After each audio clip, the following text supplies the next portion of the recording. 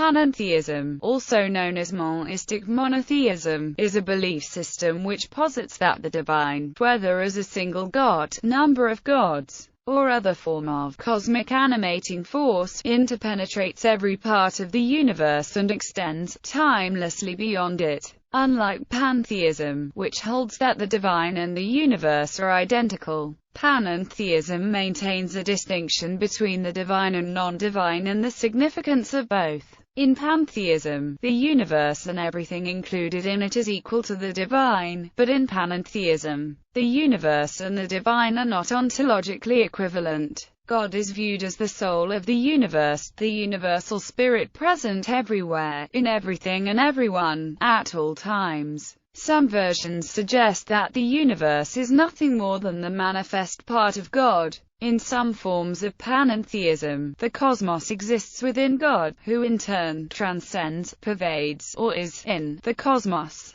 While pantheism asserts that all is God, panentheism goes further to claim that God is greater than the universe. In addition, some forms indicate that the universe is contained within God, like in the concept of Zoom. Much Hindu thought is highly characterized by panentheism and pantheism. Hasidic Judaism merges the elite ideal of nullification to paradoxical transcendent divine panentheism through intellectual articulation of inner dimensions of Kabbalah, with the populist emphasis on the panentheistic divine immanence in everything. Ancient panentheism. In the Americas, North America, Native American beliefs have been characterized as panentheistic in that there is an emphasis on a single, unified divine spirit that is manifest in each individual entity. This concept is referred to by many as the Great Spirit. Philosopher J. Baird Callicott has described Lakota theology as panentheistic, in that the divine both transcends and is immanent in everything. One exception can be modern Cherokee, who are predominantly monotheistic but apparently not panentheistic, yet in older Cherokee traditions many observe both aspects of pantheism and panentheism, and are often not beholden to exclusivity, encompassing other spiritual traditions without contradiction. A common trait among some tribes in the Americas,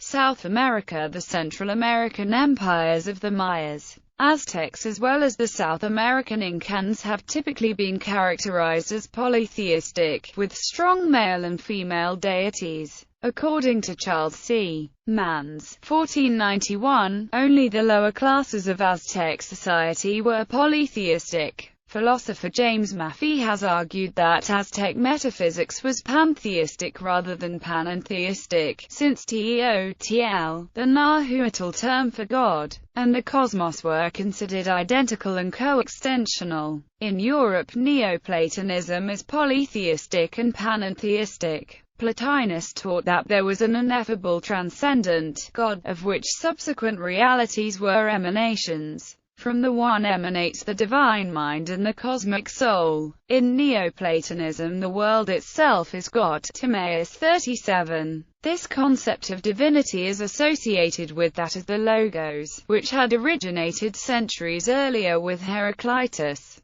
The Logos pervades the cosmos, whereby all thoughts and all things originate, or as Heraclitus said, "He who hears not me but the Logos will say, all is one." Neoplatonists such as Iamblichus attempted to reconcile this perspective by adding another hypostasis above the original monad of force, or dunamis. This new all-pervasive monad encompassed all creation and its original uncreated emanations. Modern philosophy. Baruch Spinoza later claimed that whatsoever is in God, and without God nothing can be, or be conceived. Individual things are nothing but modifications of the attributes of God, or modes by which the attributes of God are expressed in a fixed and definite manner. Though Spinoza has been called the prophet and prince of pantheism, in a letter to Henry Oldenburg, Spinoza states that, as to the view of certain people that I identify God with nature, they are quite mistaken. For Spinoza, our universe is a mode under two attributes of thought and extension.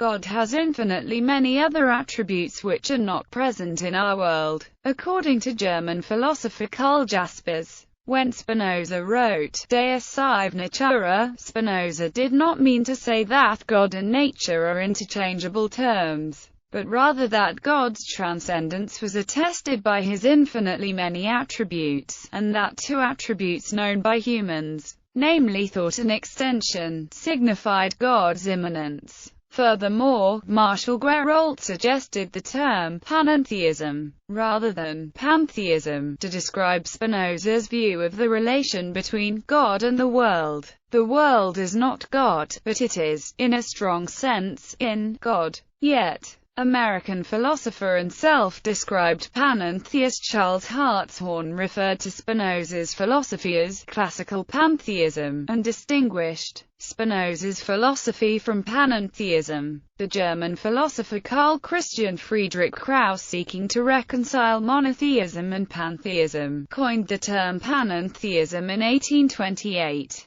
This conception of God influenced New England transcendentalists such as Ralph Waldo Emerson. The term was popularized by Charles Hartshorne in his development of process theology and has also been closely identified with the New Thought. The formalization of this term in the West in the 18th century was not new. Philosophical treatises had been written on it in the context of Hinduism for millennia. Philosophers who embraced panentheism have included Thomas Hill Green, James Ward, Andrew Seth Pringle Patterson and Samuel Alexander. Beginning in the 1940s, Hartshorne examined numerous conceptions of God. He reviewed and discarded pantheism, deism, and pandeism in favor of panentheism, finding that such a doctrine contains all of deism and pandeism except their arbitrary negations. Hartshorne formulated God as a being who could